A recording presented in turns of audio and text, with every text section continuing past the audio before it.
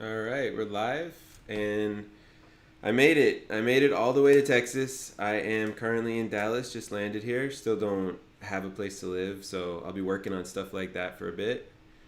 Uh, I thought we were live already. I think we're live now instead. So, hello everybody. I am officially in Dallas. I do not have a place to live yet, so I'm working on figuring that out, but I'm out here. I've got all my stuff, and I'm pretty excited. And hey, I'm doing a QA. I'm dedicated to the cause. So I do have a very special.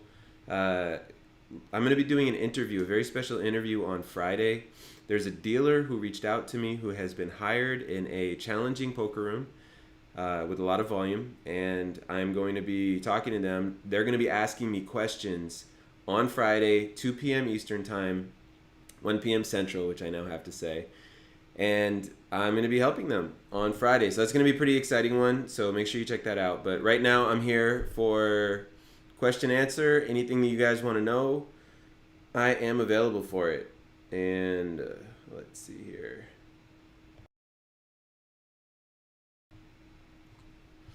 So yeah, jump in the chat, say hey. Anything you want to know, I'll let you know. And I'll go back to the poker room vibe. I like the poker room vibes better. Make this a little bit larger. Here I am. Right in here. Looks good, looks normal. Yeah. There it is. There it is. Hugo says hi. Hey Hugo, what's going on? Um so yeah, I'm pretty excited. I have not dealt in since 2016. I have not been a dealer since then, and I will be dealing some. I'll also be flooring some in Texas Card House in Dallas, starting possibly as soon as Saturday. I'm going to give myself a little bit of time between now and then to get settled in and figured out and all that good stuff. But I'm here right now to be here with you guys and answer anything that you want. Look at this. Look at this. I'm so bummed. I dented my mic in the car. I accidentally closed the door on it. I think it's fine. Like I tested it, I can still hear everything, but what a bummer that is. But yeah, what's been going on with poker? So I saw something recently on Facebook that I actually thought was sort of fascinating. Let me see if I can get back to this because this was really cool. It was.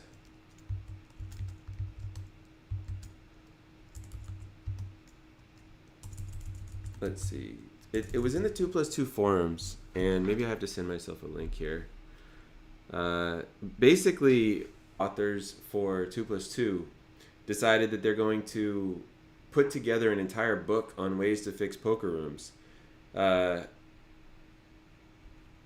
and I'm very excited to check that out. So I'm going to go right now and look and see. I saved this somewhere, probably in my notes, because I knew I wanted to go back to this.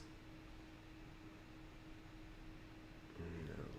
Where did I put this? I should have been prepared with this. I apologize, but I absolutely want to find this. I'm also sort of killing some time while we get some questions going. So anybody with questions, please jump in.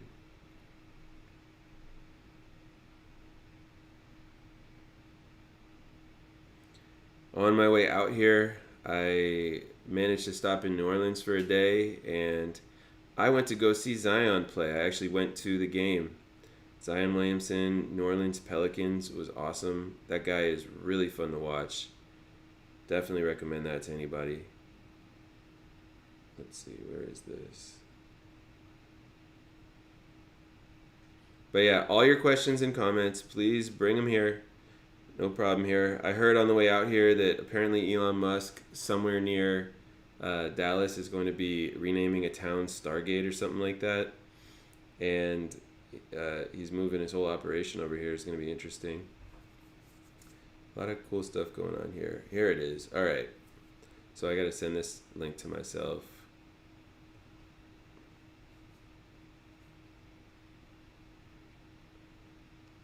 Let's see.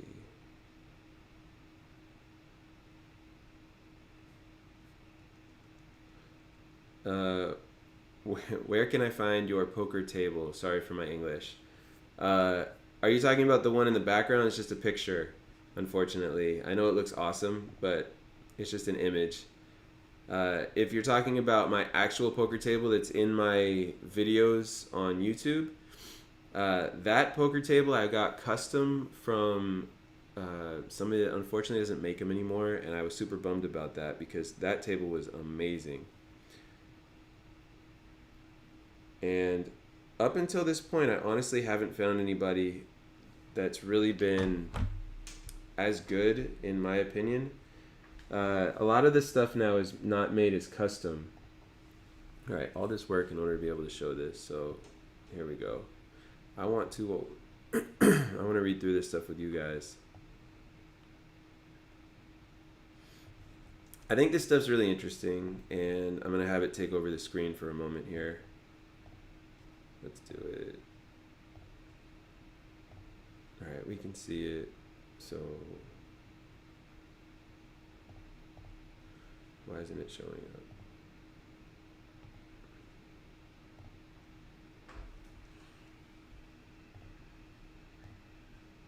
There we go. And we'll go like this. Get it a little bit larger, off to the side. So this is 2 plus 2 is sort of fallen off. I'm not gonna lie. In my opinion, 2 plus 2 isn't what it used to be, and I'm pretty sure that there's people that agree with that. But I got something in my throat right now. Let's see. I'm gonna make this big enough. If you're watching right now, you might have to skip ahead for a few minutes just so that I can figure this out. Okay.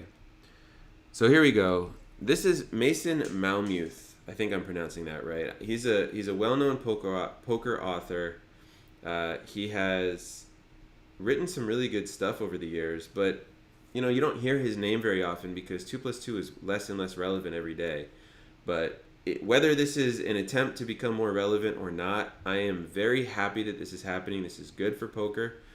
And he wanted to share this, and I wanted to show you guys this. So it says, "Hi everyone, this is from the 7th, March 7th.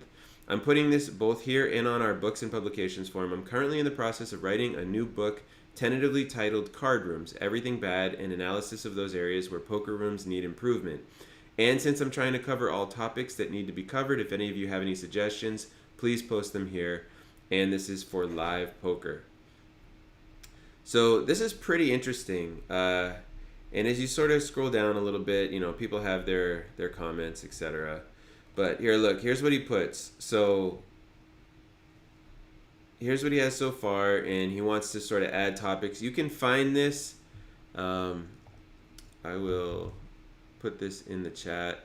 It's sort of a long link, but if anybody wants to go to this, it's right here.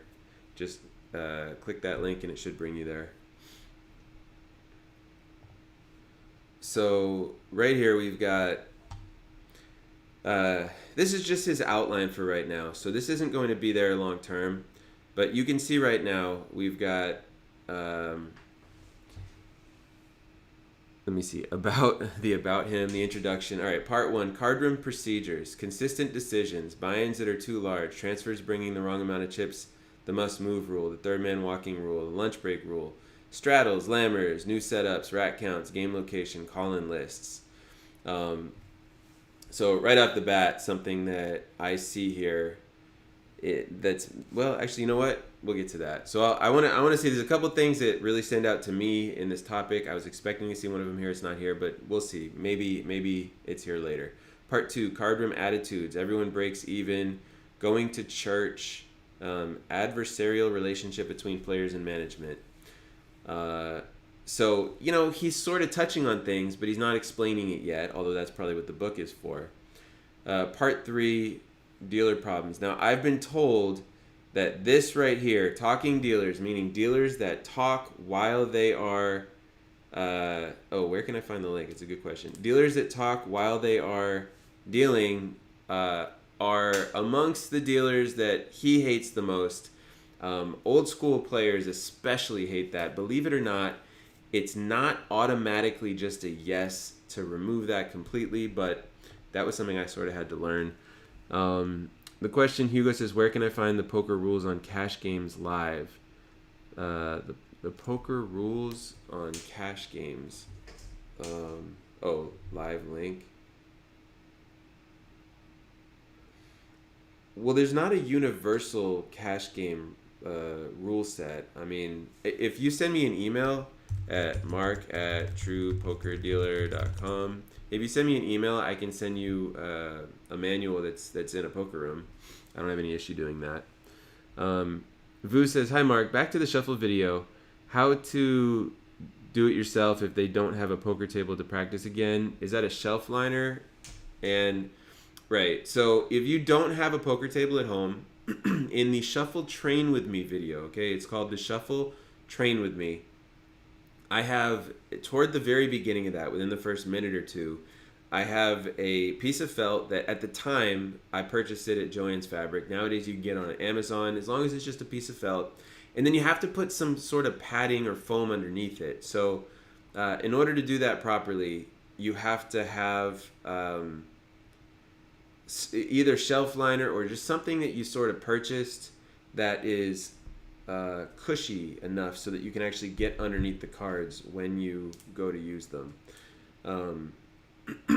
Shelf liner works totally fine. There's a link that I have somewhere that actually easily shows you where to get all this stuff. Where did I put it? I want to say if you go to my channel here, let me check it out right now. If you go to my YouTube channel, you just go to YouTube, search True Poker Dealer. Let's see. And when you get to the actual channel,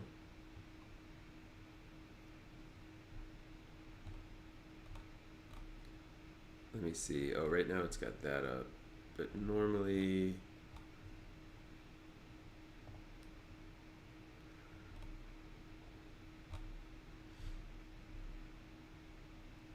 let me see here.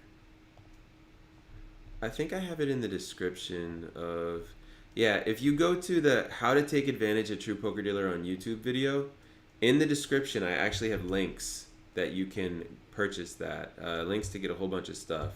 This is the name of the video that you would go to, How to Take Advantage of True Poker Dealer on YouTube. So go find that video and go to the description and you'll get links to everything that you need right there. So this is interesting. If you're just joining, where I'm showing you a 2+2 forum, and Mason Malamuth, one of the poker authors over the years who's had a decent amount of success, is writing a book. And he's titling it something along the lines of, ways to improve card rooms. And so I'm sort of going to talk about some of this stuff in between answering questions. And I find this stuff pretty interesting. Vu says, thanks. Well, you're welcome. So here we go. So yeah, somebody was saying that talking dealers is one of his focal points, and I don't think he understands that there's actually a place for it nowadays in modern poker. But he's probably more of an old school mindset guy. And when I say there's a place for it, it is absolutely not okay to affect the game. However, there are some poker rooms that actually push it, and so I just want to be clear that because poker rooms are now pushing it, it is the poker room's choice to do that, and I can't say that they're right or wrong. They're doing it because creating more connection with the players does sometimes bring in more business. It's just a different method. Overall, I don't teach it. I don't recommend it. I think there's plenty of opportunity to do that, not during the hand, but nonetheless, there is a place for it now. Anyway, so dealers selling chips, excessive fills, dealers carrying their own trays, failure to make change from the pot, flashing dealers, dealers need to deal. And these are just his notes. This book is not finished. He's just kind of getting started, organizing and all that stuff. So like flashing dealers, you might say that's not the right terminology.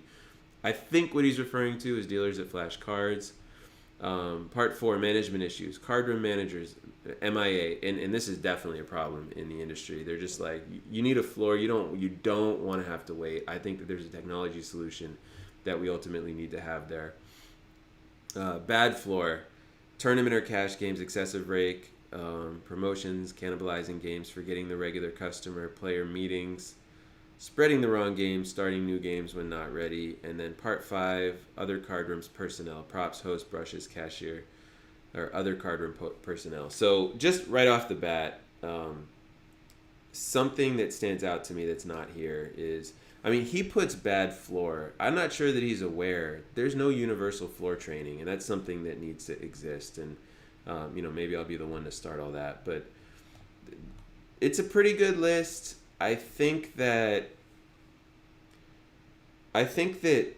one of the challenges with a book like this is you want to try to gain momentum. You have to be very aware of the differences in the poker industry in different parts of the country. Even in the US alone, like forget about the whole world. The whole world has massive differences in poker, but just in the US alone, in the different geographical areas, the staff and players are used to different things. And so there is automatically this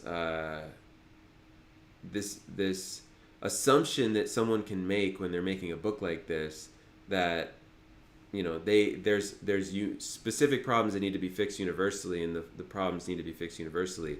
It's not that easy. It's not like dealing with large tournaments where the players are a lot of the time the same players. This is just a completely different beast. It does require a different understanding of what's going on. But I love the fact that this is happening, and I hope that this book comes out soon. I might reach out to him at some point and sort of talk about this stuff. And I wonder how much he comes at this from the poker player perspective only instead of from the management side. And I'm not talking about whether he talks to people in management. I'm talking about whether or not he's actually worked in poker. I'm not sure.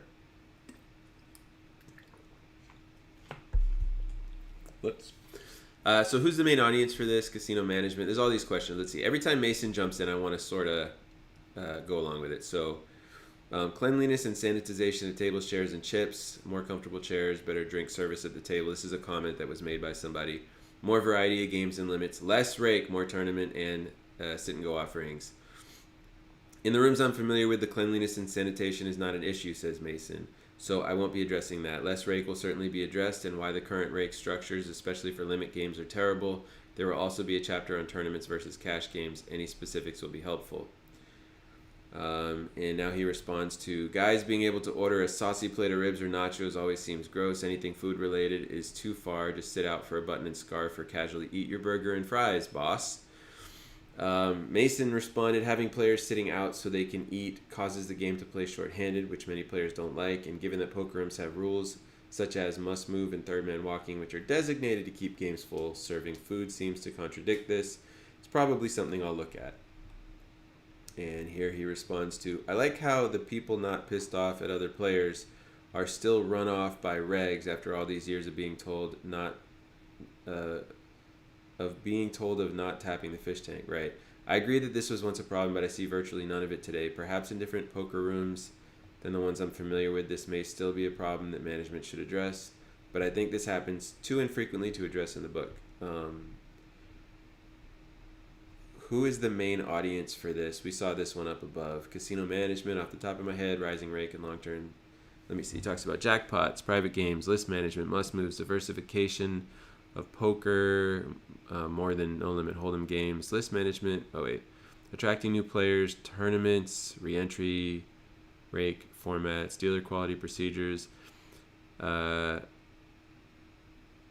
He's saying he'll buy the book no matter what's in it anyway. Title can use some tightening. Got it.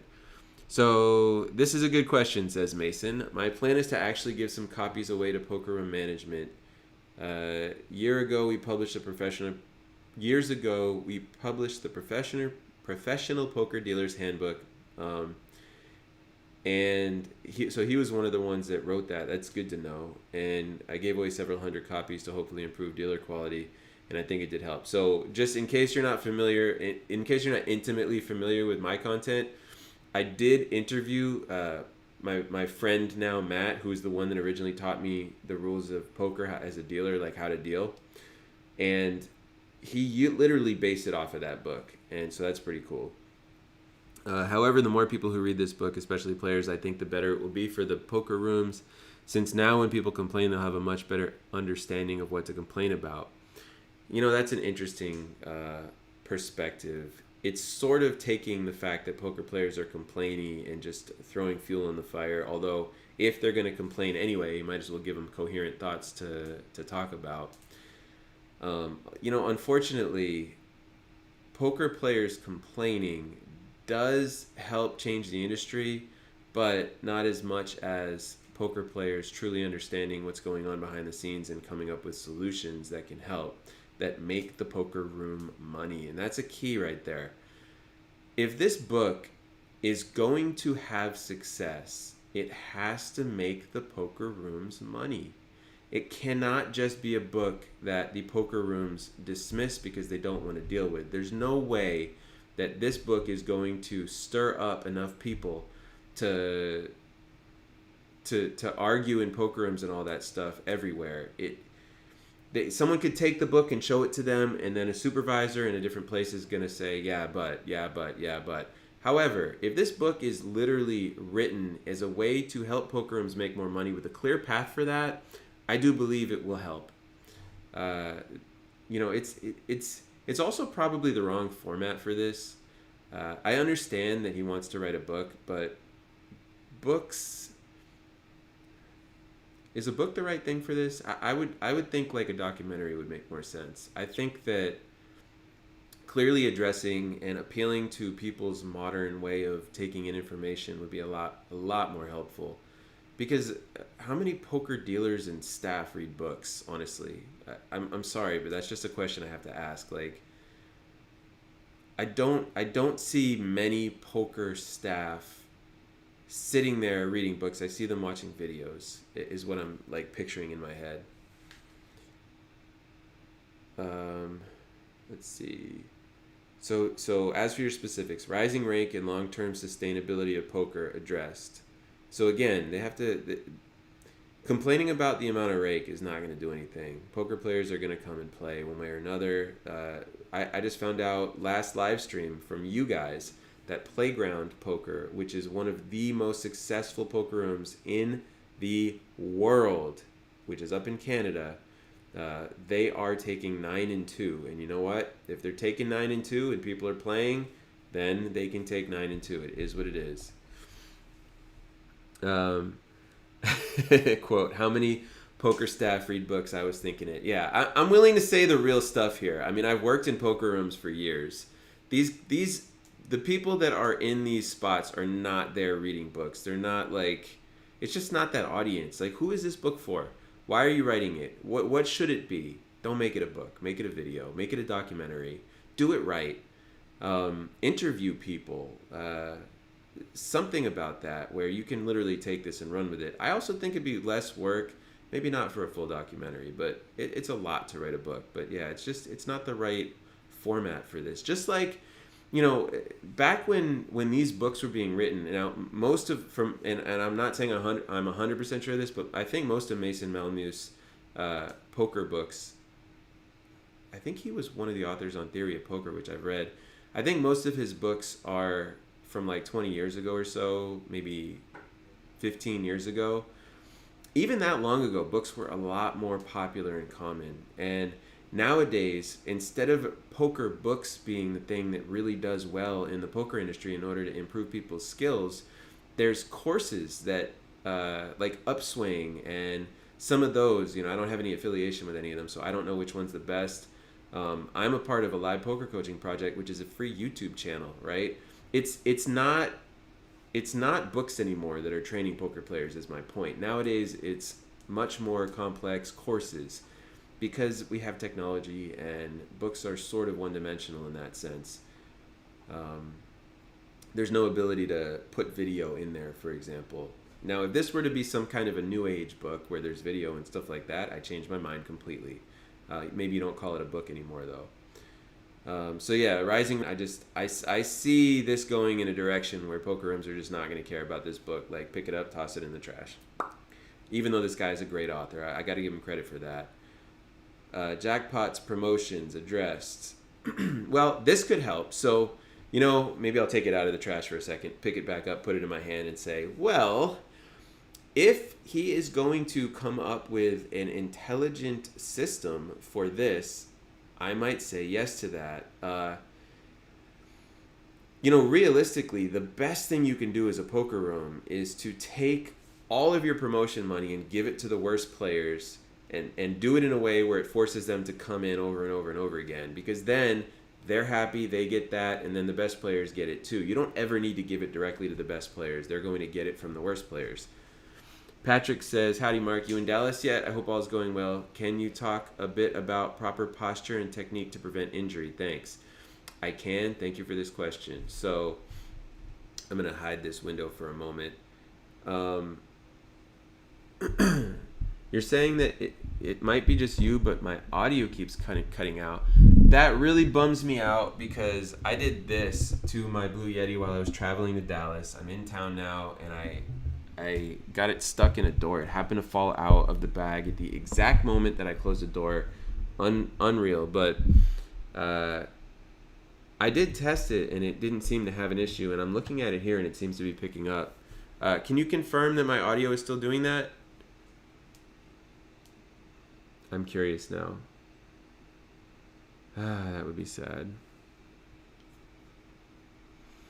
Well, I'm going to keep going either way. So to answer your question, let's see. Proper posture and technique to prevent injury. So I love this question, and there are a ton of different types of injuries that you can get as a poker dealer.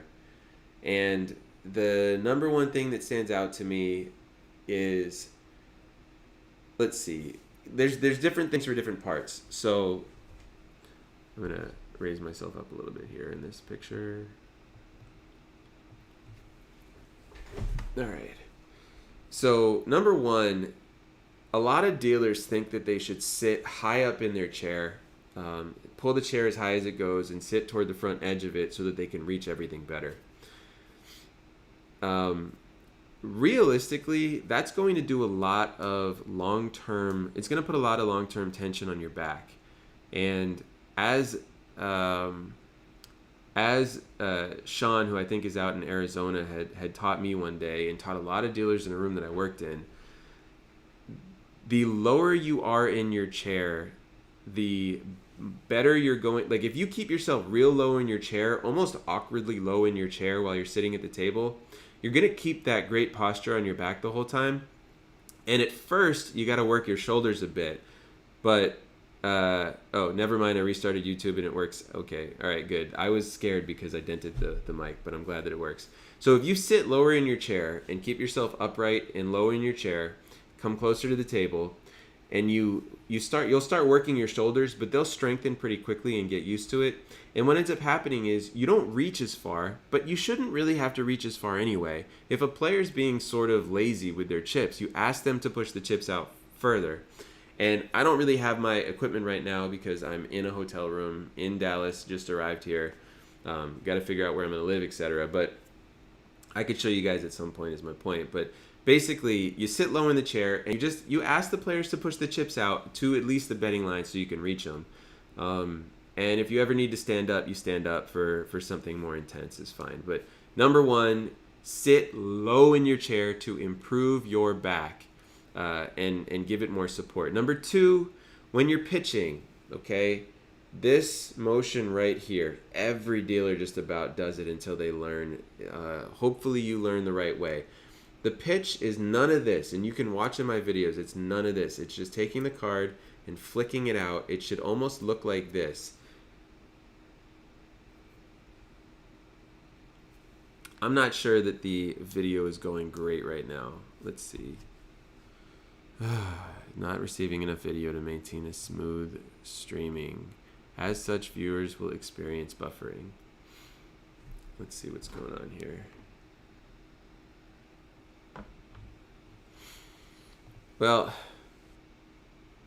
I've got a YouTube error right now telling me that this isn't, looks okay to me. All right, well, I can keep going. So when you pitch, basically, if you want, a good way to do it is to put a rubber band around both of your wrists and hold the deck and just pitch the cards just like this.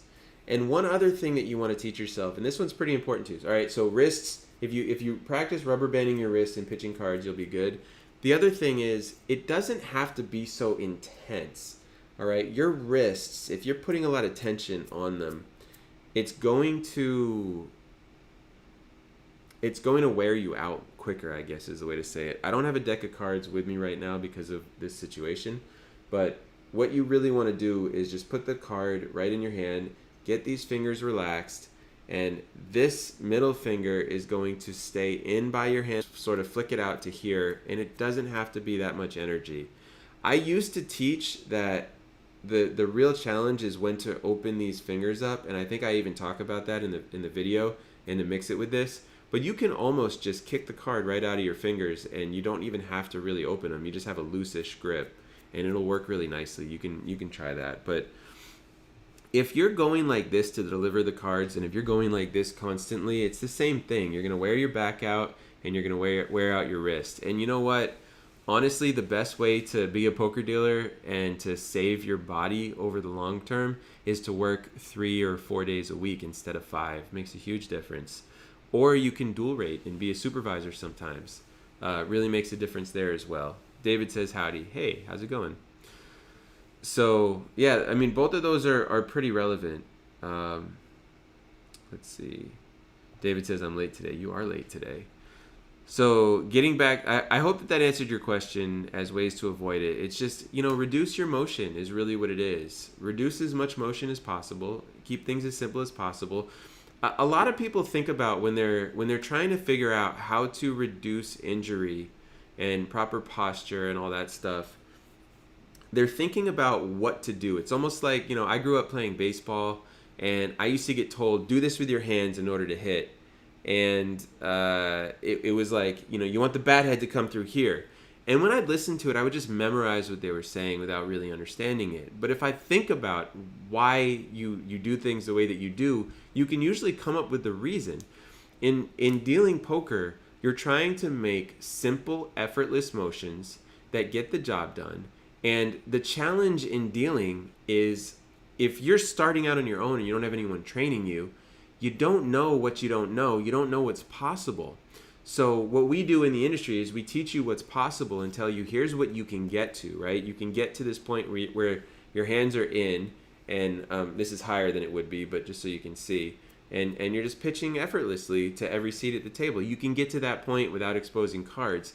That's going to be the easiest on you. You can get to the point where you're sitting low in your chair and your back is completely supported.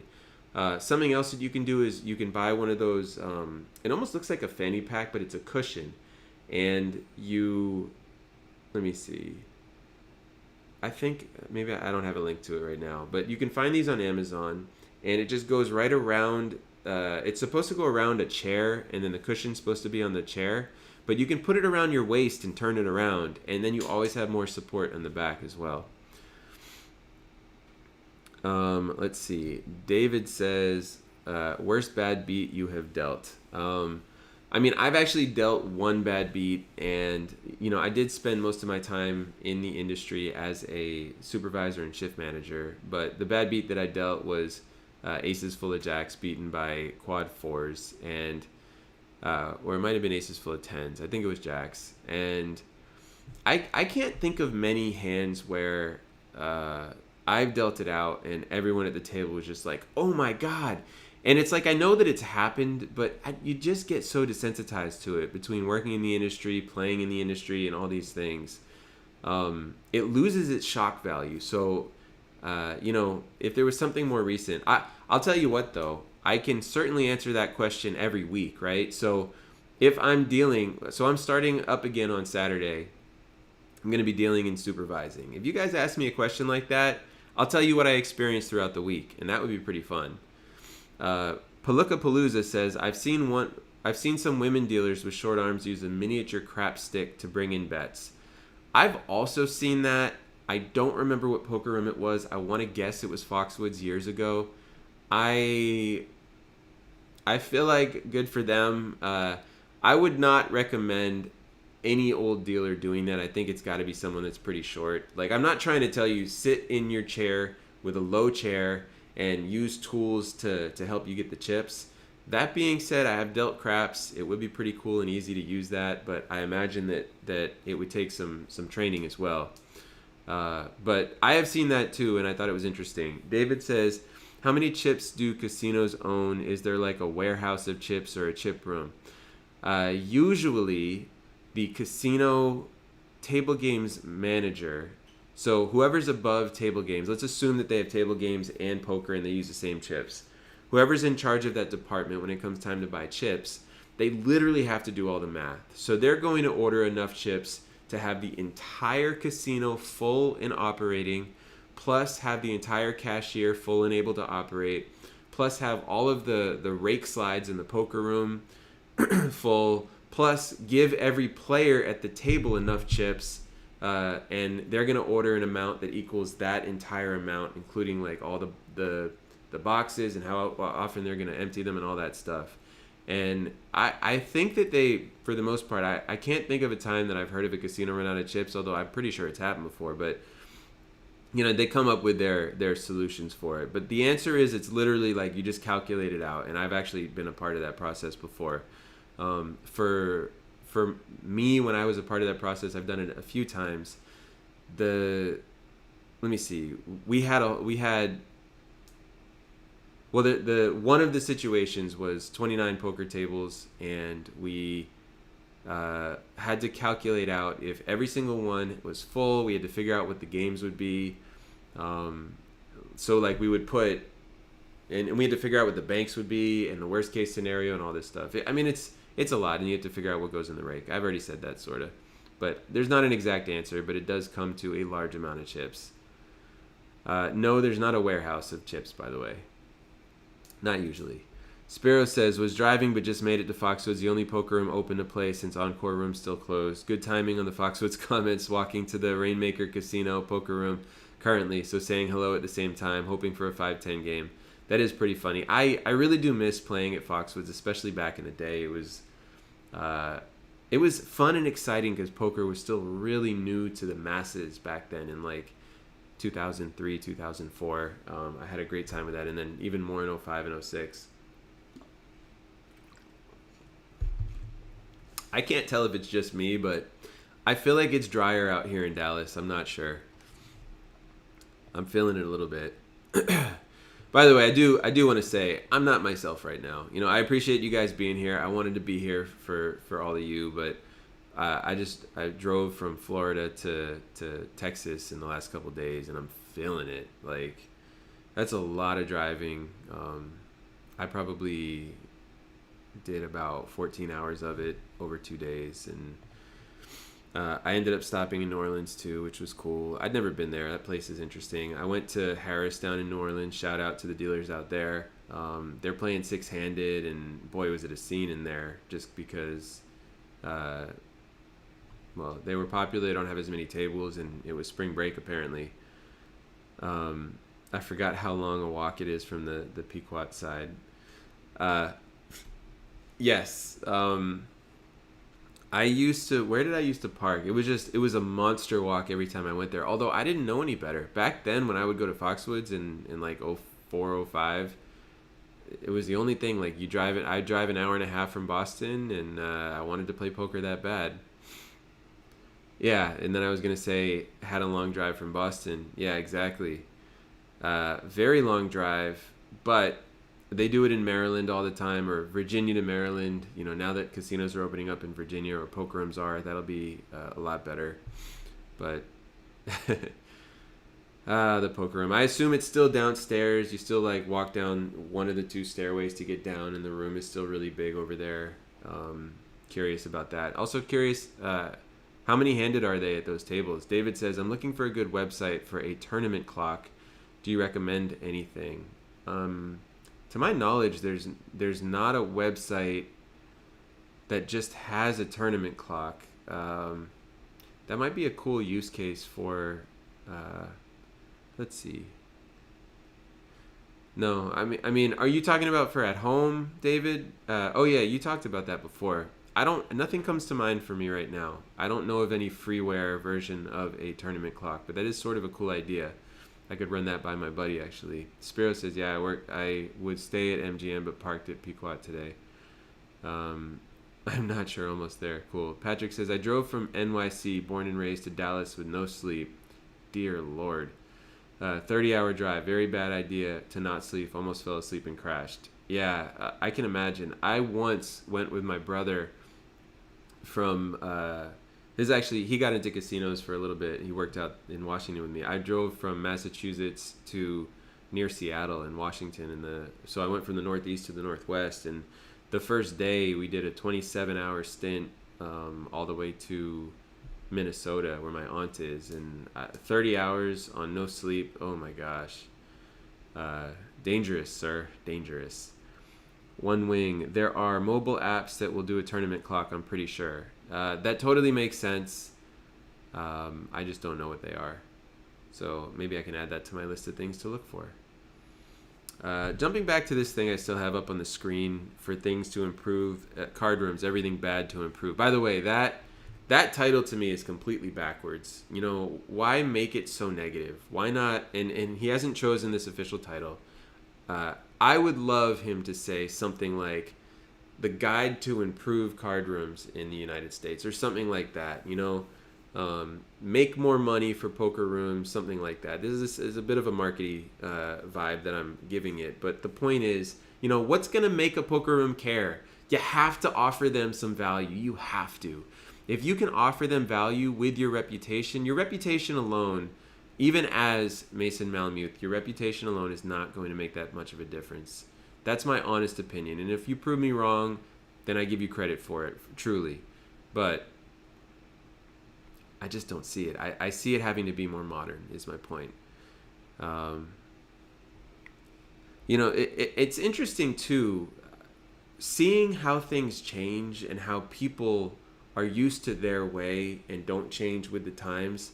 It's really evident. Like, I remember when Machine Gun Kelly dissed Eminem, and then Eminem came back at him with Kill Shot, right? I don't know how many people care about this, but it's a pretty good example. There were a lot of people that were younger that were saying that Machine Gun Kelly's diss against Eminem was better. And it just really got me realizing Eminem never learned how to communicate to the new generation. And as a result of that, he misses out on that sort of an impact. And it's almost like the result was all of the experienced older people said Eminem tore Machine Gun Kelly apart. And like, so the younger people sort of stopped talking about it, but they still felt like Machine Gun Kelly's was better because he was speaking their language. I'm afraid that Mason Malmuth is going to have this same problem here, just seeing how he's approaching this from the beginning. And I say this from the place of, you know, let me help you. I would love to see him adjust to the times and sort of adjust to the way that communication is. And I'm not sure what's going to happen with that. Michael says, do you know any dealers in wheelchairs? I'm a wheelchair user and would like to be a dealer, but not sure if it would be quite painful on my back after a couple hours. That's a great question. I don't know. I can't think of any dealers that are in wheelchairs that I've ever experienced. That doesn't mean that they don't exist, but it's tough because in order to be a poker room employee, there are certain expectations, even if you're a dealer. So being a dealer, most poker rooms nowadays will expect you to help out around the room. If you're in a wheelchair and you're limited in your ability to perform some of the tasks as a result of that, it might be difficult to hire even a skilled dealer. I just don't know. I think table games, maybe it would be easier for like a mini Baccarat dealer or something like that. But if you send me an email, Mark at Truepokerdealer, here, I keep putting this in here, Mark at Truepokerdealer.com, send me an email and I will follow up with you on that. Sparrow says 7-handed at Foxwoods. Yeah, that makes sense. Some of the rooms have gone up to 8-handed that I'm familiar with, but 7 makes sense. David says, favorite and least favorite poker lingo word. I'm trying to come up with questions. Thank you. I appreciate that. Gosh, favorite and least favorite poker lingo word.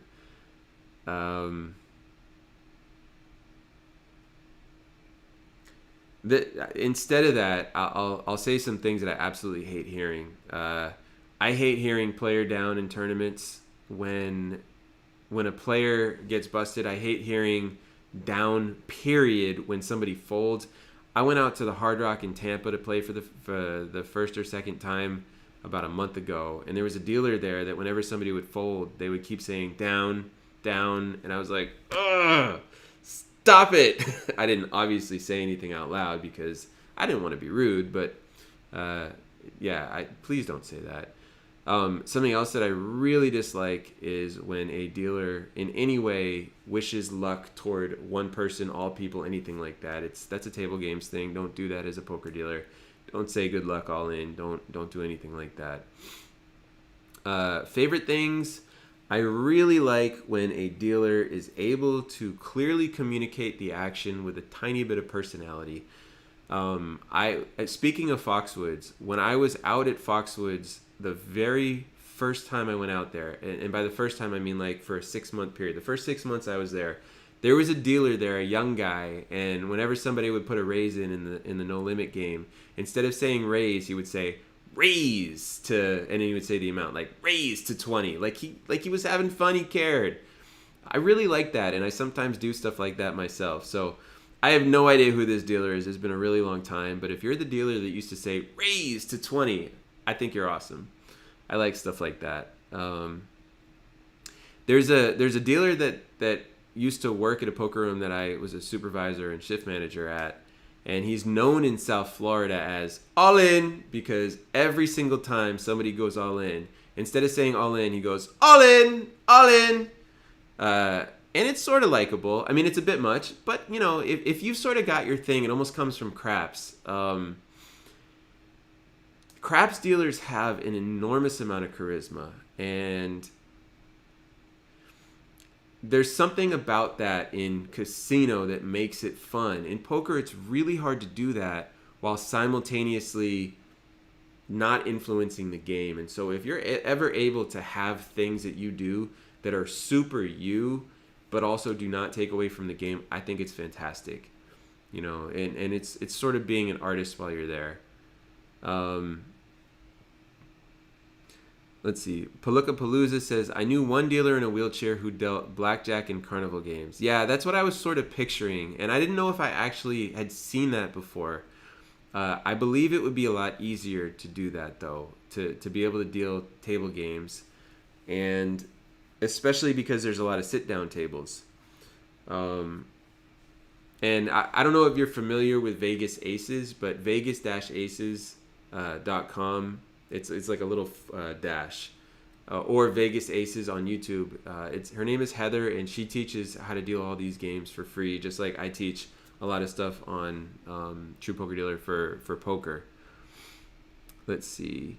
Spiro says 16 tables will be open max. Oh, interesting. How many do they have going now? This is at Foxwoods we're talking about. Michael says, thank you for your answer. I appreciate it. Love your content. Well, you're welcome. Appreciate having you here watching, and I mean, yeah, like I said, follow up with me, send me an email, and you know, I'll see, because all it takes is one room to say yeah, that's fine, and then all of a sudden the answer is yes, but also say if you're willing to travel and stuff like that. 4 tables at Foxwoods going. Interesting.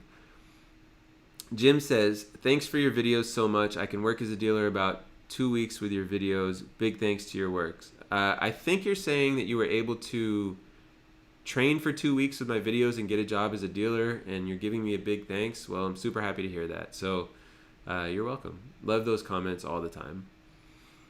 Let's see. Michael says, what's your favorite drunken player story? Oh, boy. You know, favorite is a tough word. The thing that comes to mind is something that really, like, is memorable instead of favorite. I've told this once before on here. So there was one time my friend Jerry, who helped me put together True Poker Dealer in the first place. Like, he is the one that helped make the presentation crisp and clean for the original videos. It was done at his house. Big thank you to Jerry if you're watching. So there was a time where somebody called to his attention when he was a chip runner, I think, before he became a dealer, that there was a player who had just gone to the restroom and their chair was soaking wet. Seemed like they spilled a beer. And it was like, okay, so the guy comes back and, you know, we get the whole thing cleaned up. But we had reason to believe that maybe instead of spilling a beer, he had pissed himself. And you know what? Instead of telling the story, I'm going to go long story short, because I don't want to gross out anybody too much, 2 hours later, he did it again, and I had to ask him to leave, telling him that we can't have him be this drunk in the room, and that we see that he has not spilled any beverage, and his chair is all wet, and so we're gonna have to ask him to leave. And security certainly. When you work in security, you see all kinds of crazy stuff, is what I'll say. And this was one that security was definitely scratching their head. And, we had to very carefully clean the chair, separate it for a while. It's a good thing that the leather was good. Let's put it that way. But that one was pretty crazy. What's another drunken player story? I don't know. I've seen a lot of drunk players sort of start to fall asleep, and then they sort of come back. But that was the one that really stands out. Let's see. Sparrow says 2-5 is the game I'm getting. All right. Well, what's your buy-in? What is the max on that table, by the way? I thought it was interesting when I went to New Orleans. I don't know how to say it. I apologize to anyone that knows how to say it, that judges people who don't. I'm saying sorry. I'm ignorant. But when I went to New Orleans in the Harris Casino and played poker there, I asked them what the max was in the 1-3, and they said match the stack, which I thought was interesting. I know they do that in Texas. I didn't know that they do that in New Orleans too. I'm curious where else they do match the stack. To me, it's unnecessary, but good for them, sort of. Michael says, what are your thoughts on card mechanics? Do you know of Richard Turner? I have heard of Richard Turner. I've watched a video or two of his, if he's the guy that I'm thinking of. It's almost impossible to do the things that he did specifically, because his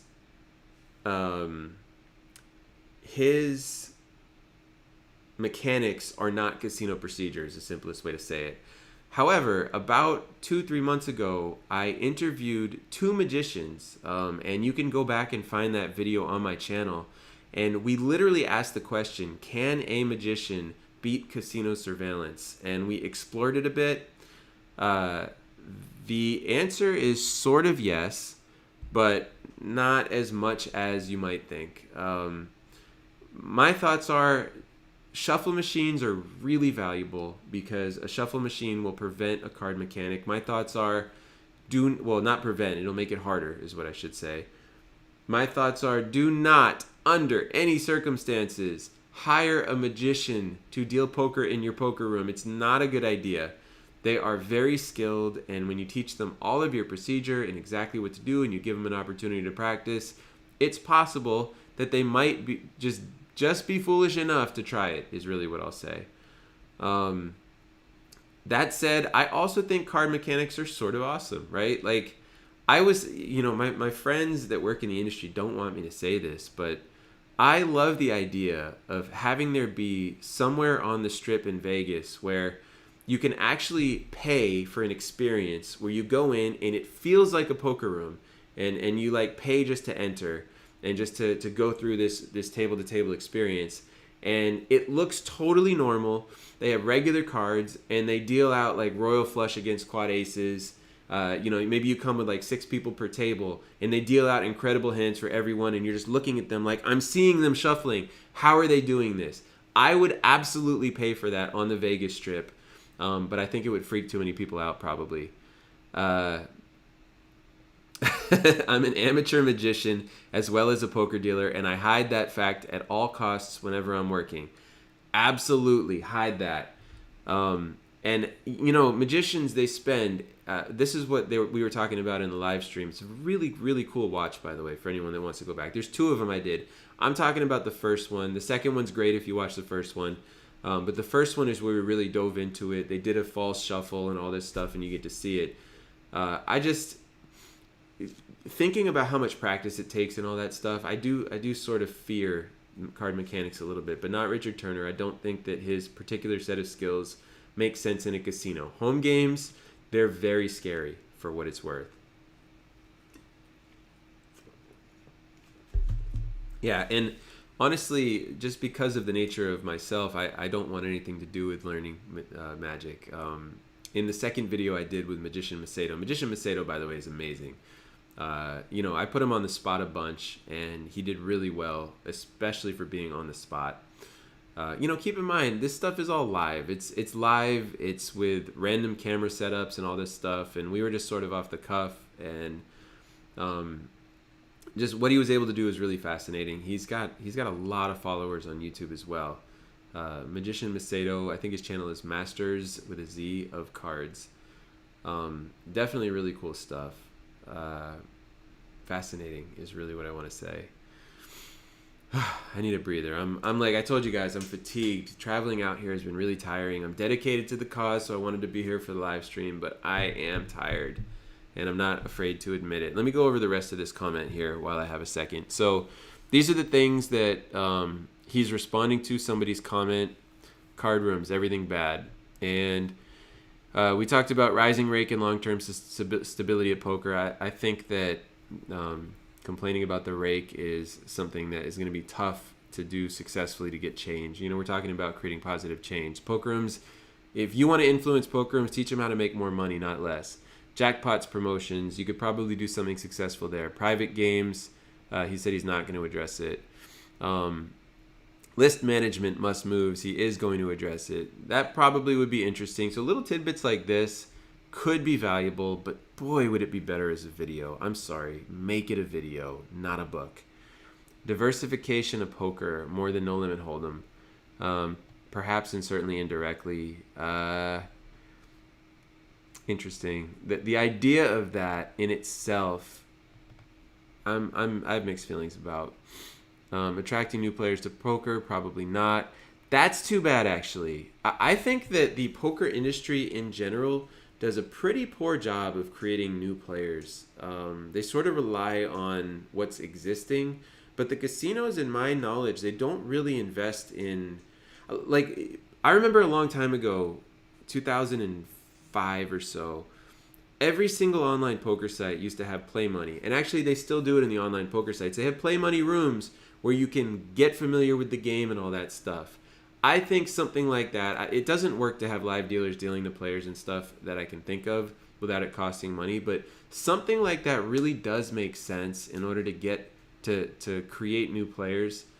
I think the fact that he said probably not, well, it doesn't mean no, he might do it, but I think there's definitely something there. Helping poker rooms come up with a plan to do that. This is actually a totally, it's a business opportunity. If there's a business out there that creates new poker players and then can send those poker players to casinos will pay for it, especially card rooms that don't have full casinos. Let's see, tournaments, rake, reentries, formats, not sure if he's going to address it in the book. Dealer quality, procedures, addressed. I'd be curious to see that, of course. I think it's going to be really hard to have any significant influence with a book in that category, though. I mean, I have a tough time creating influence with videos. A book would be almost impossible. It says, while I want many issues to be addressed, if the book gets too long, I doubt that any poker room manager will read it. Also, I already have a draft of the promotions chapter, and we'll post it in another post so that more people can get an idea of exactly what this book will be about. To be fair, I keep saying don't make it a book, don't make it a book, don't make it a book. I mean, if you're somebody that's good at making books and not good at making videos, a book's probably better for you. I just don't think a book is the most effective format. But, as I evaluate that, doing the thing that you're good at is probably better than doing a thing that you're bad at, just to be fair. Let me jump back here for a second. So here's the promotion section. I am sort of interested in that, but I want to get some more comments. So Michael says, going to check out that video now. Keep up the great content and take a break. I appreciate that. Palooza says, how are the dealers compensated in Texas card rooms? I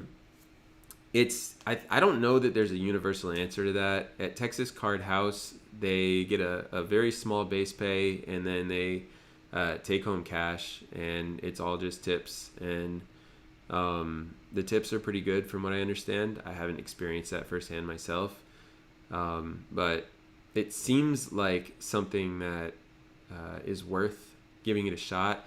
I also don't know the full details of the regulation. I mean, look, I'm coming out to Texas to experience this from the perspective of I have a business as an entrepreneur. I am True Poker Dealer. I have this thing where I teach people how to be poker dealers.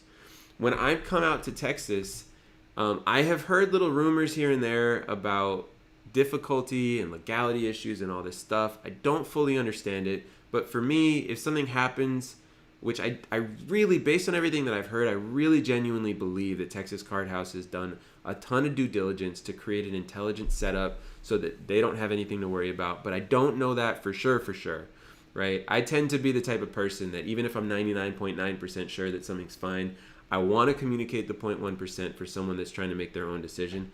That being said, I think the whole thing out here is done pretty well, but I don't know at the end of the day.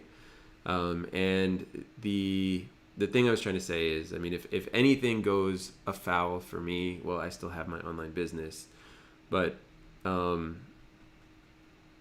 it's almost all tips for the record.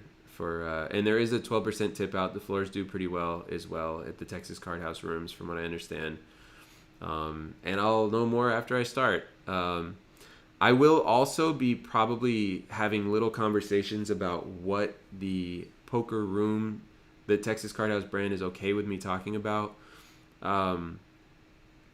I want to be respectful to a room that I'm working in, not to cross any of their own lines. I would not want to be let go, for example, because of talking too much about what's going on in the room. So, I have a policy here where I'm always going to be honest, and I am absolutely going to stick to that.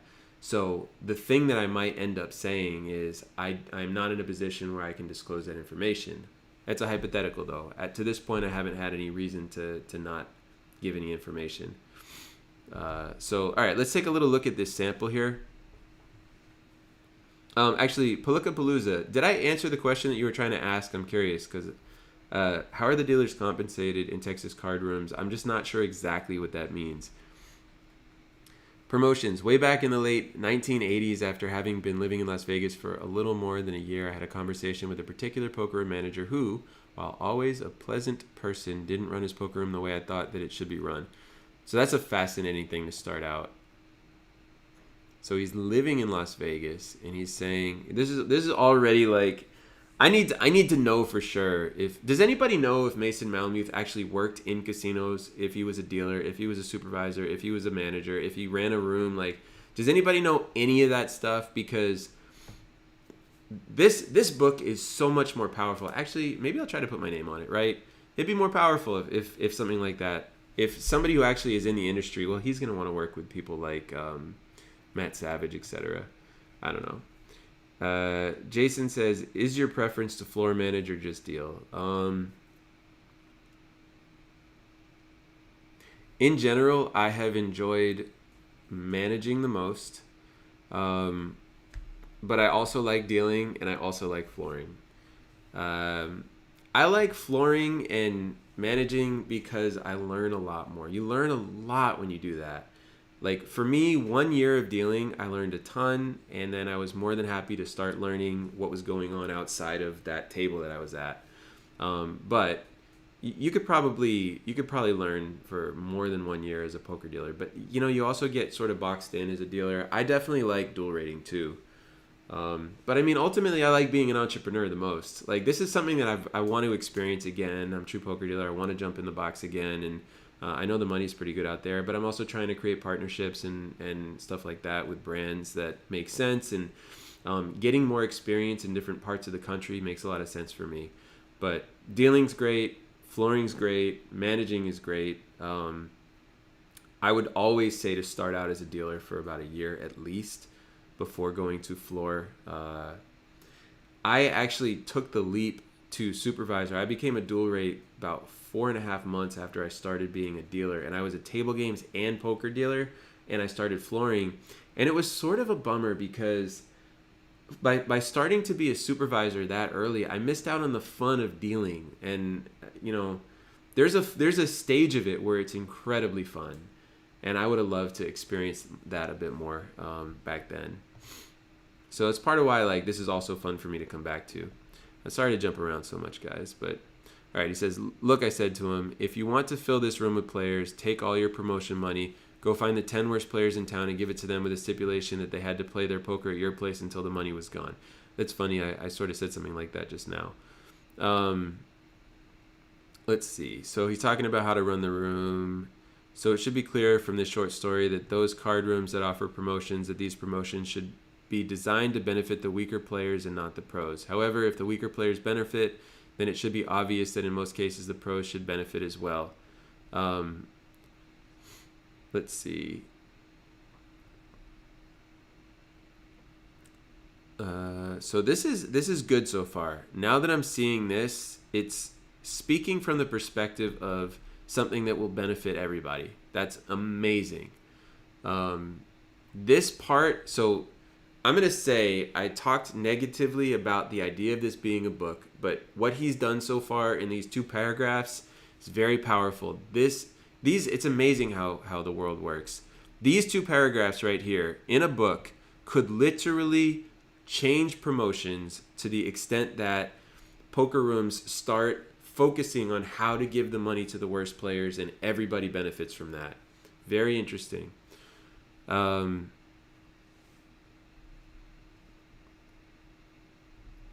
Let's see. So I don't want to read this whole thing. It's pretty long, as it turns out.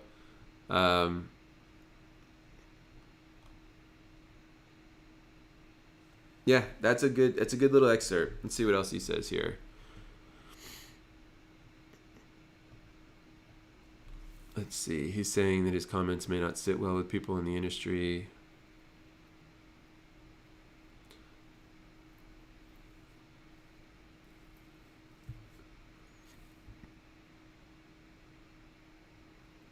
And they're saying in order to survive long term, a room needs to spread limit poker. It's how people truly learn the game at their own pace. It's just, I don't agree with that.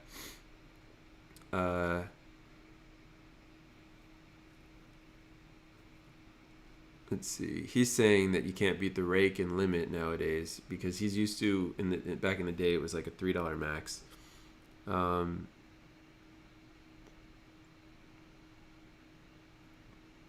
yeah, this is true.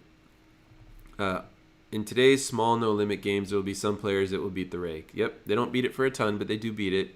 Thus, small no-limit games will actually have a better chance of surviving than small limit games. If the rake was less, then you would, in my opinion, be correct. It is an interesting point, though. Low-limit poker could be the thing that the poker room uses to build up more of a core of players, where you can come in if...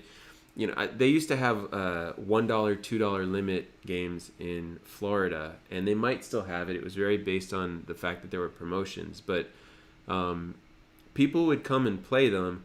It might be a good idea for poker rooms with good promotions to offer $1, $2 limit poker and to offer... I don't know exactly how they would do it. Maybe some lower version of promotion payouts, or maybe not have those games compete with the other promotions in the room and offer something different, just sort of as a training ground. And, maybe you only let people play in the 1-2 limit games for the first 6 months they have a player's card or something, and then it's too low for them. There could be interesting rules like that. That would certainly help increase the player population. But then at the same time, you got to market to people. How do you figure out who to market to and all that stuff?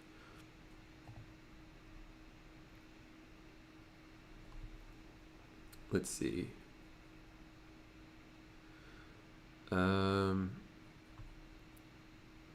Let's see. Thidgeman says, good evening. Hey, what's up?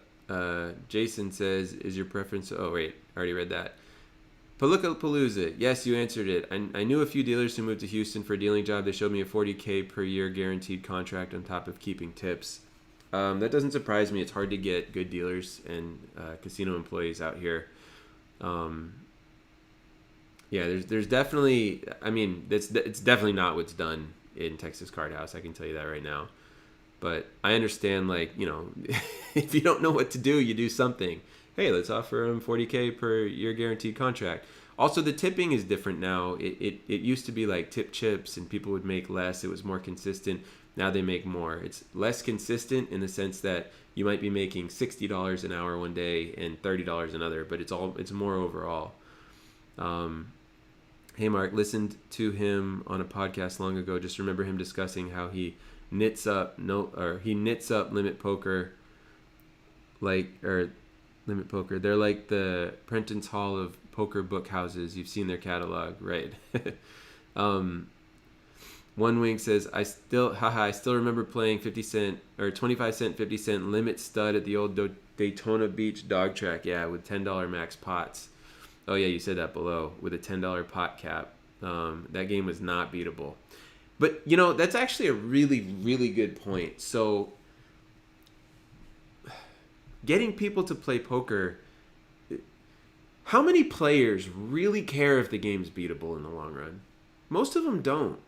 So, when somebody comes and starts complaining about the fact that rake is too high, they're missing the point, in my opinion. It's only too high from the sense that poker pros won't go there. Well, guess what?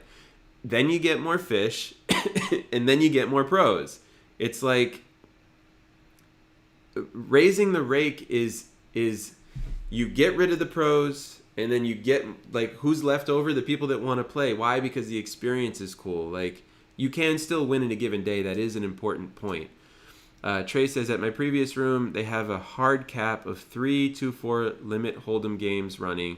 On promo days, they get 3-6 limit hold'em going once they realize that no more 2-4 is opening. It totally makes sense. Although I feel like I don't know how much I like that, because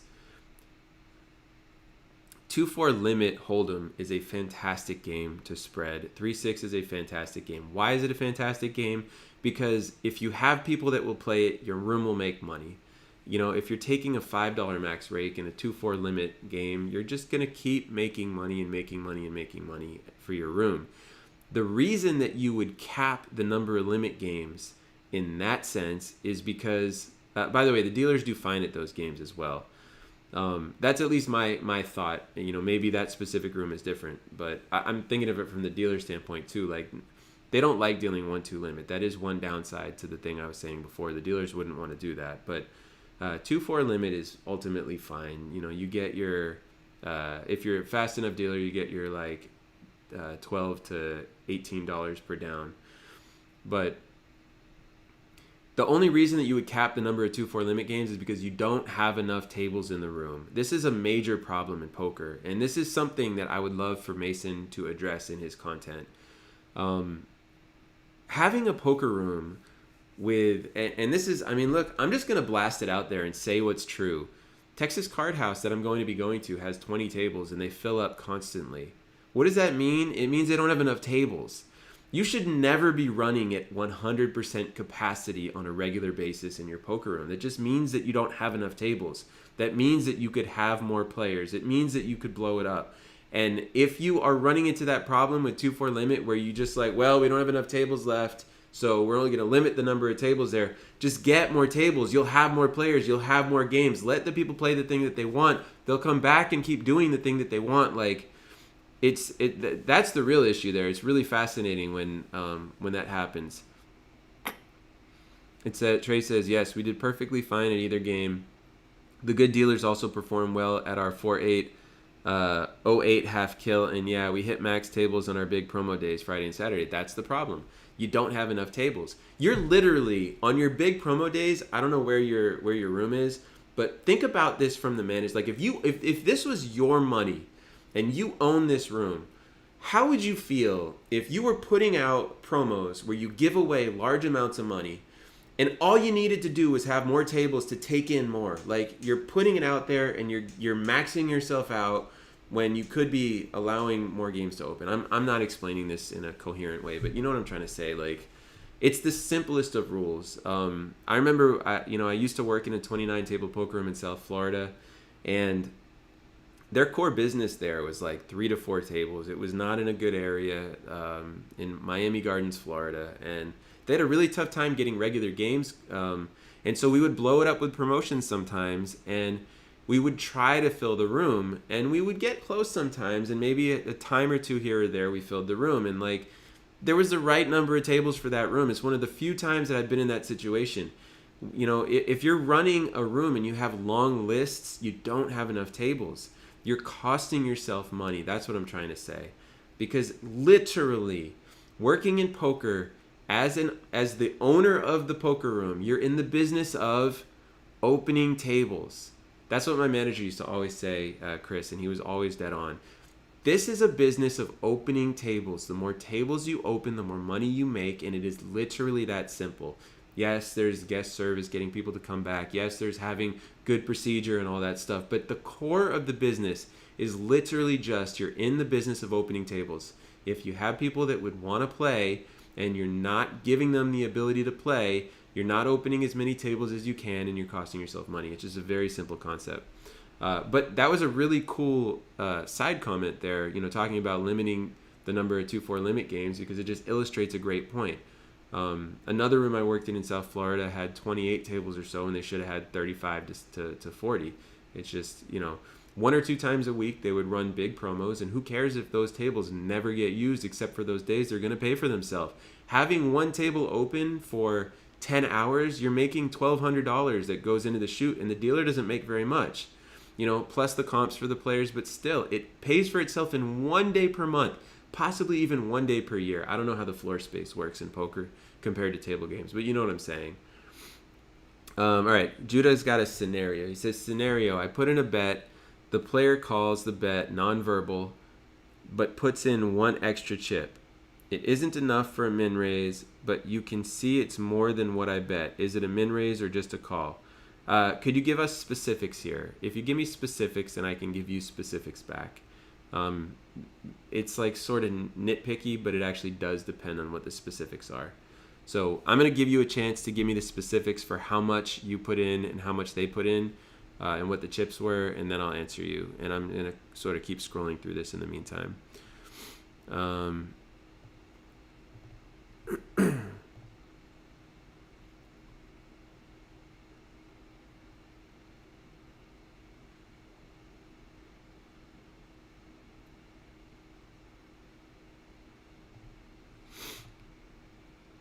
So now, Trey says, Judah, look up Poker Betting Rules #1 by West Coast Dealing School on YouTube. Heads up.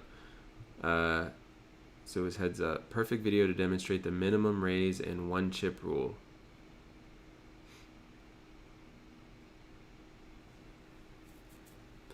Let me see if I understand this. I put in the bet. The player calls the bet nonverbal. All right, so they don't say anything. The player calls the bet, but puts in 1 extra chip. 1K bet, 1,500 call. Gotcha. So I'm assuming this is a tournament. So the specifics here are the majority of poker rooms are going to say that if a player doesn't say anything and puts out 50% of a raise or more, doesn't matter how many chips that are a part of this. If they put out 50% of a raise or more, then they are going to actually be forced to put in a min raise. So I'm guessing in this case that the player put in 3 500 chips, something like that. So it was 1,000 a call. Maybe the other player put in 1,000 chip, or you put in 1,000 chip. The other player puts in 3 500 chips. In most poker rooms, they are going to be required to raise to the minimum raise amount, because it is a 50% or more rule when there's an unclear bet when a player doesn't say anything. In most cases, if you put 1 extra chip, it's not going to require them to raise, but the way that the math worked out in this particular example creates a situation where it ends up just being a raise. Have I seen, floor rulings where they go the other way? Yes. Why? Well, some poker rooms say more than 50% of a raise, and the 50% of a raise is rounded down to a call.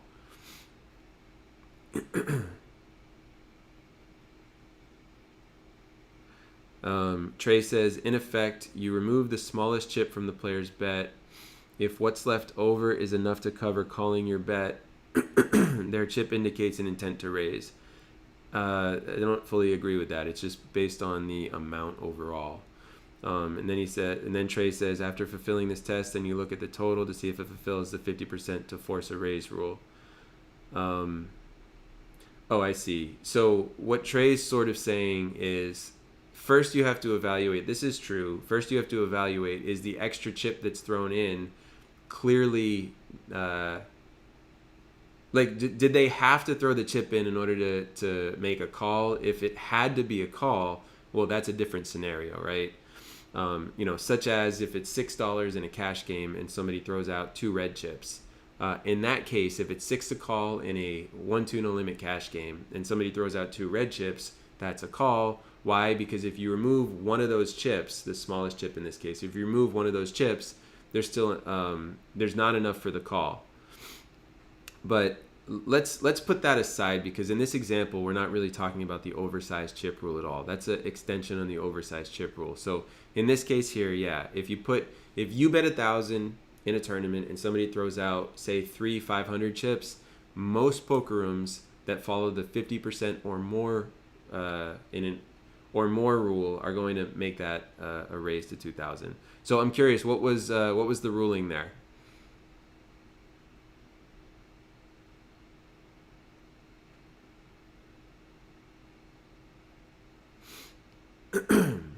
Let's go back to this while we're waiting. Trey is putting examples in here, and let's see. So Trey's saying, so if I bet 500, someone raised to 15, and someone else put in 4 500 chips, that would also be a minimum raise to 2,500. That's correct. I agree with that. Whereas if they threw in 2,000 chips, removing the chip leaves. Yep, I agree with that. Judah says it was ruled as just a call. It's an unusual ruling, but I've certainly seen it before. There's also some context to keep in mind. It's entirely possible that the context. So it's really tough to talk about floor rulings in this context without actually seeing the whole scenario play out. But most of the time, that is going to be a forced raise. I can tell you that with these types of things, dealers generally just like I didn't want to say this at first, but because you said the floor rule did a call, a dealer will often just throw it back and sort of break the rule. They're not supposed to. I don't like when they do this. I think it causes more problems than I like, or than it fixes. But they sometimes like to just throw it back and understand that it's a call if they feel like it's clear that like 2 chips stuck together or something like that. Trey says the 2 rules are best demonstrated visually, for sure. Yeah, I mean, it's definitely true. It's a pretty good explanation that you gave, Trey. Again, I think in this case, though, the oversized chip part of it isn't really that relevant because it was a 1,000 bet and then 1,500 out. But it's okay. So we've been going for almost an hour and a half now, it looks like. And I think it's going to be time to wind it down. I have driven out to Dallas from Florida over the last couple days, and I'm feeling it, ready to jump off, and I'm tired. So I'm open to some last questions or comments for sure. Judah says, I sometimes wonder if it can be used as a tiny angle to see the person's reaction to a ruling. Yeah, I mean, that's the thing. That's why I don't like if it's $2 to call and someone throws out three $1 chips, fine. Just give them the dollar back if you're dealing. I'm totally in support of that. But in a tournament, I like tournaments to be to the letter of the law. I think it's healthy because every single thing in tournament affects every single other thing in tournament. So there's something I find fundamentally off about the idea of this just being a call. But if the house rule is 50, if the house rule might say more than 50% of a raise, if that's the case, then it should be a call. It just depends what the rule is. And yeah, it would be really nice if this stuff was all universal.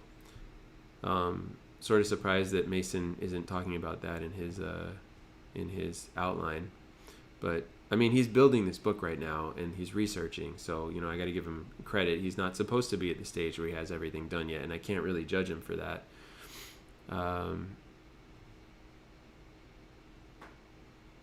This is interesting. Here, this is very relevant to what we're saying. So there's a comment for him that says, not sure if this would go for the book, but there's been an explosion of card rooms in the state of Texas. To get around the no casino law, the private club has no rake taken, but an average of 10 to 15 per hour fee for a player to play.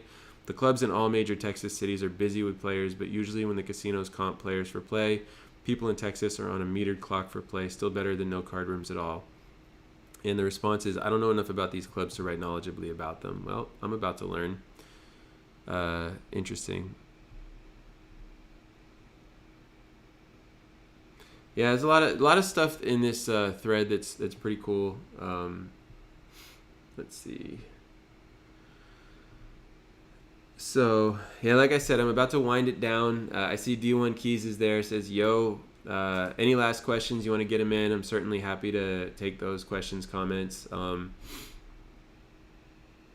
Trey says, the weirdest version I see is in like a 2-5 game with a straddle, $10 to play, and the player in the blind with a $5 in front of them tosses in a green chip, 25. The chips say raise, but one chip toss. Well, anytime somebody throws in one large denomination chip, that is supposed to be a call. If you already have a chip out there for a blind, the chip that's already out there for the blind does not count as a multi-chip bet. So if you just throw a 25 chip out, you don't do that same thing you just talked about. You just treat that as an oversized chip. D1 Keys finally got to meet you, Mark. Oh, I'm about to end the live stream. Did you have a question you wanted to ask right now? Oh, finally get to meet you. Wait, so are you out in Texas? Is that what you're saying? Palooka Palooza says, how about making and promoting a standardized cash game rulebook? So yeah, that's definitely something that I'm sort of toying with the idea of. It's much more complicated than it seems, though. You know, the TDA has spent 20 years now-ish putting together what they've put together, and cash rules are a lot more all over the place and geography-based and all this stuff. So it's pretty challenging, but I definitely like the idea of doing something like that. And listen, this is why I moved out to Dallas. You know, I am going to be living alone for the first time since 2004. I'm going to be able to have my own setup, and I'm going to be able to figure out what it is that I want to work on and focus on. I mean, I've got my True Poker Dealer channel. Do I want to use the branding of True Poker Dealer to create universal cash rules? Maybe. You know, what is it that you guys would want from me? Honestly, I have to take my current course on how to deal poker and really polish it. Right now it's good, and I want to make it great. So that's an absolute focus of mine. You learn everything that you need right now in there, but there's definitely some stuff that, as I've gone and received all this feedback from people who have taken the course, there's stuff that I can certainly go back and improve and make clearer and all that stuff. That's part of why I keep doing the live streams, because I want anybody to be able to have access to me. You know, D1 Keys says, do you put the burn cards in the same pile as the mucked cards, or do you separate them in different piles? Appreciate that question. Burn cards, so the first burn card, before you bring the flop, we'll say you're talking about Texas Hold'em, the first burn card is burned under at least one chip for the pot. The second burn card is stair-stepped out downward and away from it. I don't think I have any cards here to demonstrate with at the moment, but I actually do have this. So let's see. I can show you. Nah, it's not going to work. But they are separate. The muck is a pile that is... The muck is a pile that is where all the cards go when they get folded by players, and it goes in front of the dealer, a little bit off to the side, depending on, you know, where your room keeps it. And the burn cards are going to be always under the pot. They always have to be under something. And the top one is going to be under the pot. The next one is going to be not buried under the pot, sticking out, but at least one chip on it. The next one is stair-stepped, and the next one's stair-stepped after. And you can certainly look. I think it's lesson 18 or so. It is a free lesson. I show you that, how to do that whole thing. Let's see. Judah says, this is why I always verbalize what I'm going to do, so I can't be misinterpreted. Totally understand that. Trey says, who's a player of quality? Yeah, that's pretty much how everybody feels as a dealer. If a player always verbalizes, which is hard now with masks, but if a player always verbalizes, it does make things simpler to a degree. D1 Key says, would a dealer do better as far as salary in a table game versus poker? You make more money as a poker dealer. Table games, you can still make really good money, but you do make more money. In most cases, you make more money as a poker dealer. Trey says, so many players just seem frightened by the idea of verbalizing. Well, the thing that makes poker players the most scared to verbalize their bets at the end of the day is they're afraid to give away information, and they're afraid that the way that they say it is going to give away some type of information as to what the strength of their hand is, and they don't know how to avoid that. So they know that no matter what, they have to push chips into the pot. So they think, if this is the thing I have to do, let me just do this thing and not give away any extra information. If you're a confident poker player and you feel like you can verbalize, by the way, most people in most of these poker games are not able to decipher the strength of your hand by the tone that you use or the way that you say your bet amount. So I don't think it's that big of a deal personally. However, I'm not going to say it's never. But yeah, that is where a lot of that comes from. I think I was going to make a point, but I lost it. Like I said, I'm exhausted from coming out to Dallas. And I just got here. I just got to the hotel, and I'm still doing the live stream. Why not, right? Palooka Palooza. As always, I appreciate the content, and good luck getting those Texas games out of the muck. I know, right?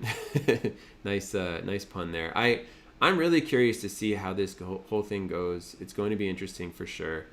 D1 Key says, thank you for your time. I'll tune in earlier next week. You can also tune in this Friday at 2 p.m. Eastern time, 1 p.m. Central.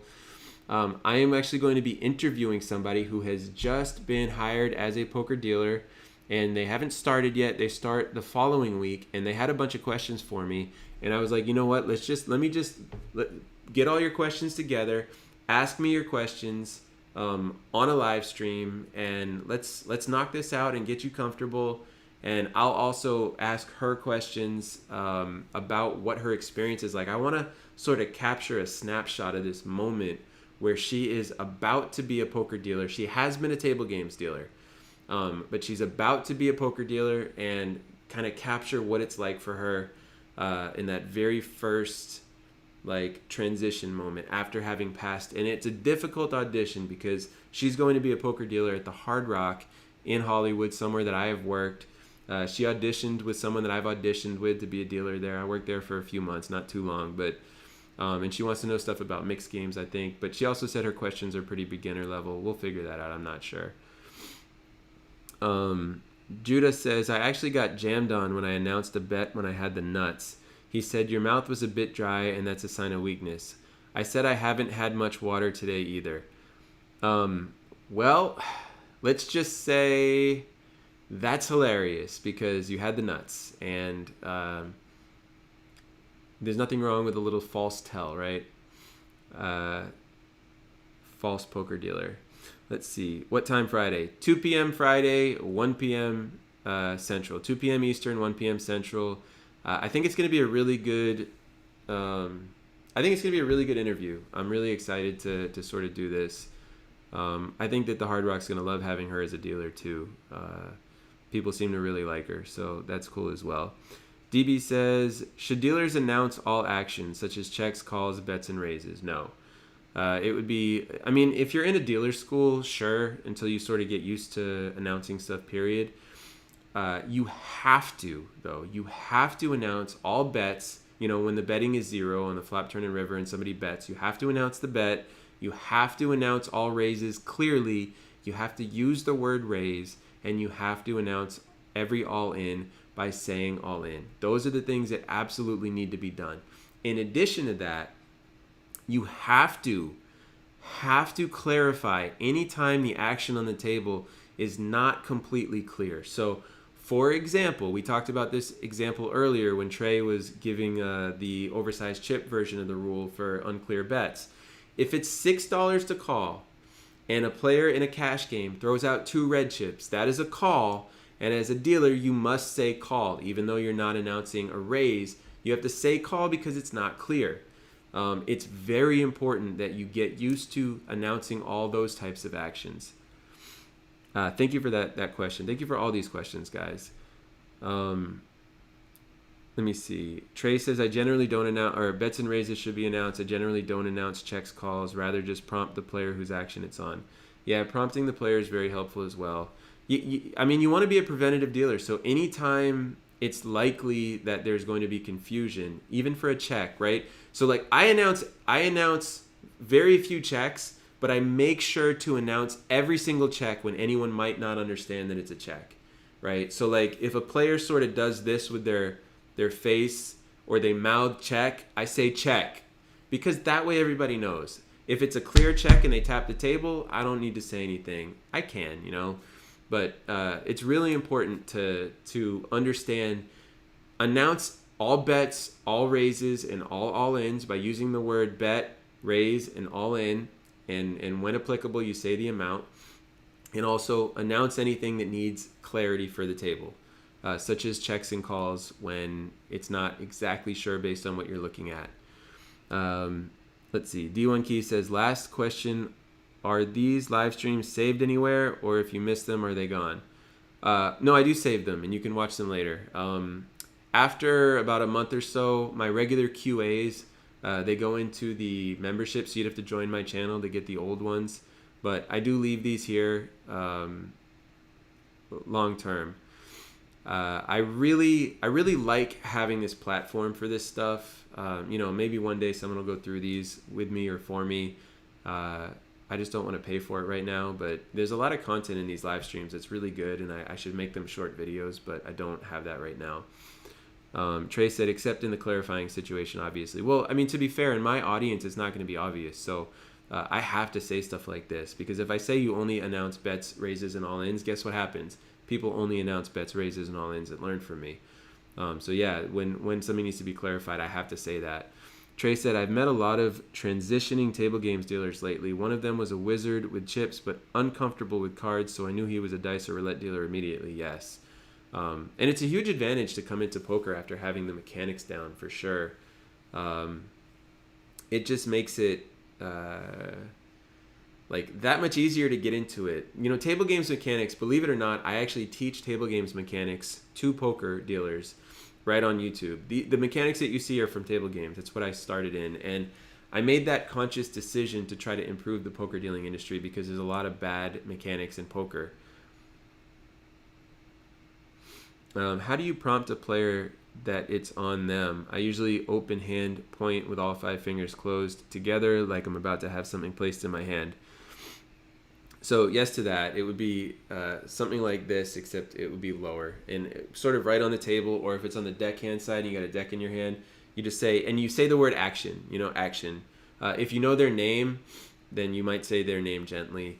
And you want to be really careful here. If it's clear that they don't know it's their turn, that's when you do it. If they might be thinking, then you would sort of use your hand first. The worst thing that you can do, not the worst thing, but a bad thing that you might do by accident is if a player realizes it's their turn and they're thinking, if you sort of jar them out of their thought by saying action, they're going to get frustrated because now people can pick up a tell on them and stuff like that you've sort of created that dynamic.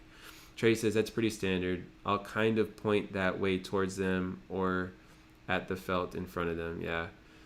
I